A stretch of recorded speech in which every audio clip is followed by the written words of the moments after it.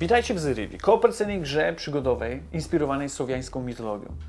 Dzisiaj dowiemy się, czym jest ten świat Zyrivia, jak wygląda gra oraz sama rozgrywka.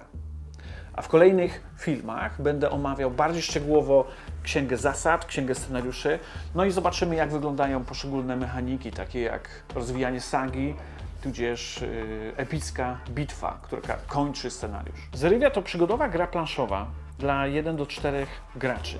Oczywiście możemy grać w tą grę w pojedynkę. Każdy gracz wciela się w bohatera, który przemierza świat nękany przez złowrogą mgłę zapomnienia, Kadź. Naszym zadaniem jest oczyszczenie krainy Zyrivii z żetonów złej Kadzi oraz zagrożeń, które siły bogini zapomnienia Nicy nękają tą krainę. Musimy także stawić czoła jej plugawej kreacji, jakiemuś zniczowi, który nieustannie ściga nas po planszy.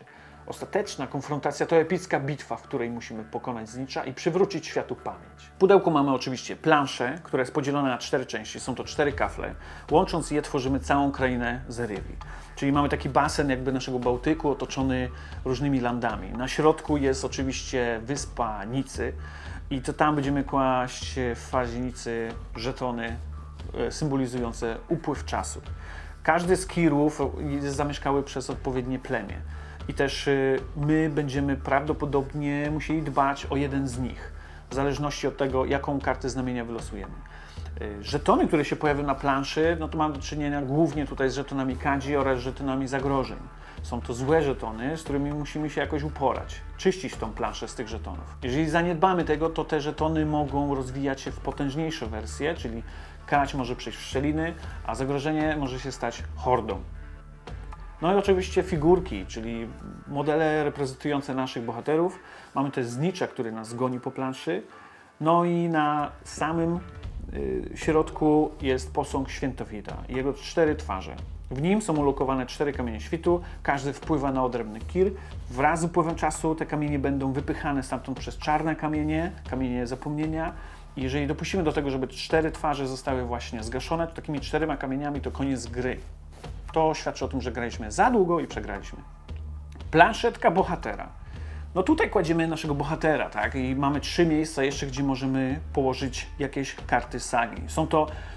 Przeważnie są to sprzymierzeńcy, ale mamy też rytuały, mamy karty reliktów. I w zależności jakim bohaterem gramy, no to tak sobie dobieramy nasze sagi. Ważne jest to, żeby też dobrać kartę wyczynu i w trakcie rozgrywki będziemy zdobywać prawdopodobnie więcej kart wyczynów, będziemy zdobywać też nowe sagi.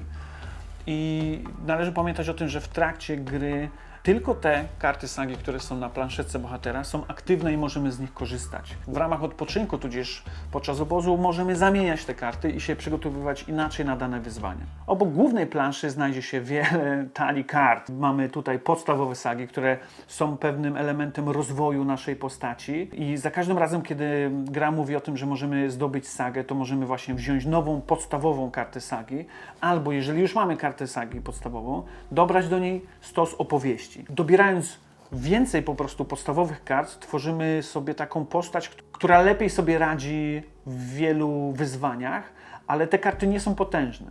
A z kolei skupiając się na rozwoju opowieści danej karty, dostajemy potężniejsze wersje tej sagi, którą już mamy. Więc to od nas zależy, czy chcemy być bardziej takim multiklasowcem, czy bardziej specjalistą. Karty eksploracji z kolei to są talie, które reprezentują poszczególne regiony, a dokładnie to ich typy. Czyli mamy góry, mamy dzicz, ruiny i mamy osady. Za każdym razem, kiedy eksplorujemy dany region, ciągniemy kartę danego typu eksploracji i ją rozpatrujemy. Po udanej eksploracji otrzymujemy żeton wyprawy.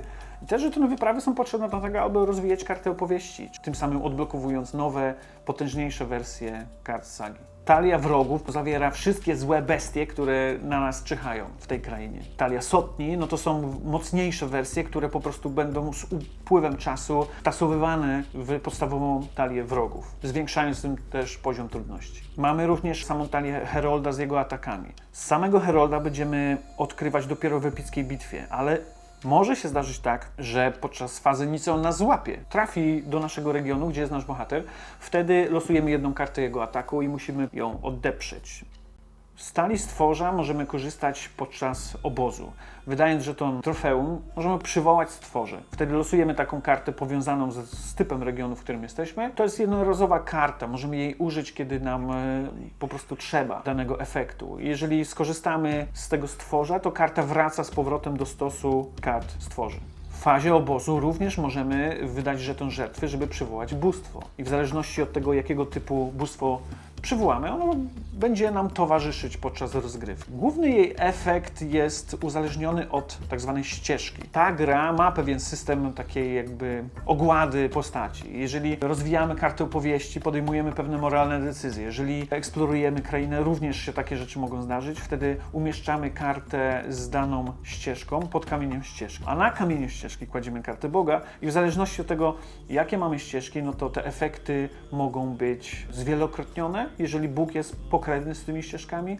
No a jeżeli są inne, no to możemy skorzystać z jednorazowego efektu danego Boga, wtedy on po wykorzystaniu wraca do talii bogów, tak aby inni gracze mogli też go przywołać. No i została talia przedmiotów. No to tutaj z kolei, jeżeli jesteśmy w regionach, które są kolebką, to w ramach opcji regionu możemy udać się jakby na handel, czyli zakupić jakieś przedmioty. Zdarza się również podczas pewnej eksploracji znaleźć jakiś przedmiot, tudzież poprzez pokonanie jakiegoś przeciwnika zdobyć przedmiot. I przedmioty, podobnie jak stworza, są jednorazowe.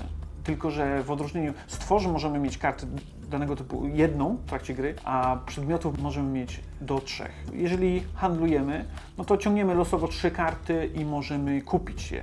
Wydajemy żetony trofeów, równe wartości danej karty przedmiotu i wtedy ją pozyskujemy. Na planszetce bohatera mamy kołowrót dnia i on reprezentuje pory dnia. Każdy dzień w grze podzielony jest na 4 pory. Świt, południe, wieczór i noc. W tych właśnie porach dnia bohaterowie mogą wykonywać różne akcje. Mamy 3 typy akcji. Eksploracja, odpoczynek, korzystanie z portu. Eksploracja jest to przemieszczanie się po mapie i odkrywanie nowych regionów.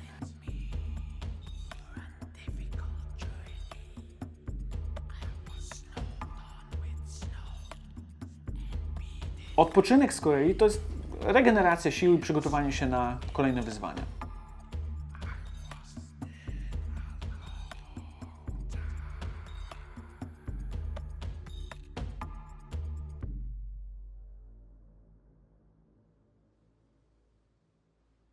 A korzystanie z portu to jest szybkie podróżowanie do odległych regionów. Warunkiem jest to, żebyśmy byli w regionie, który ma przy linii nabrzeżnej ikonę kotwicy i możemy się po prostu w ramach akcji przenieść do innego regionu, który jest nabrzeżny i posiada ikonę kotwicy. Po wykonaniu każdej z tych akcji, w sensie jeżeli wykonamy eksplorację lub odpoczynek lub skorzystamy z portu, możemy wykonać tak zwaną opcję regionu.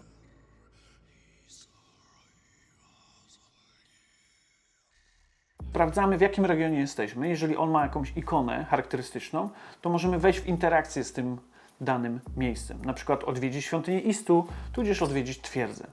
Bohaterowie mogą także napotkać wyzwania, które przeważnie mają formę starcia z wrogami.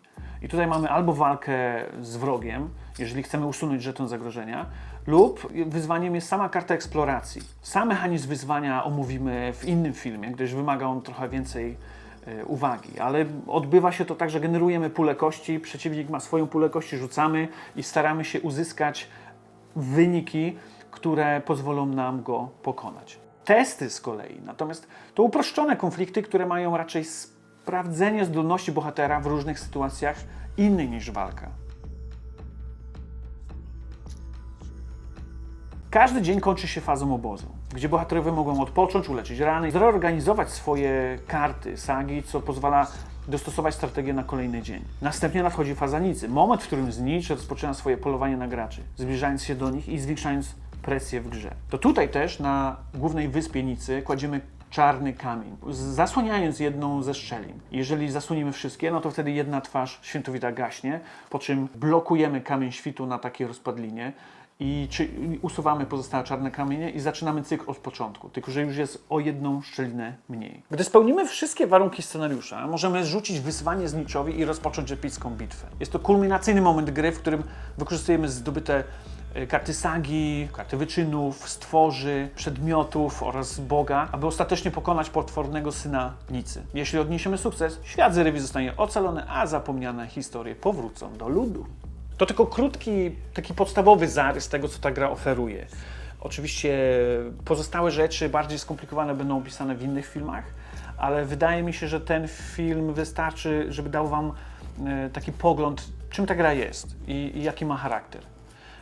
Jeżeli się film podoba, to zachęcam do łapki w górę, subskrypcji, aby kolejne filmy nie ominęły Cię, a będzie ich sporo. Z mojej strony to wszystko. Bardzo dziękuję za dotychczasowe wsparcie i za cierpliwość i do zobaczenia w kolejnym filmie.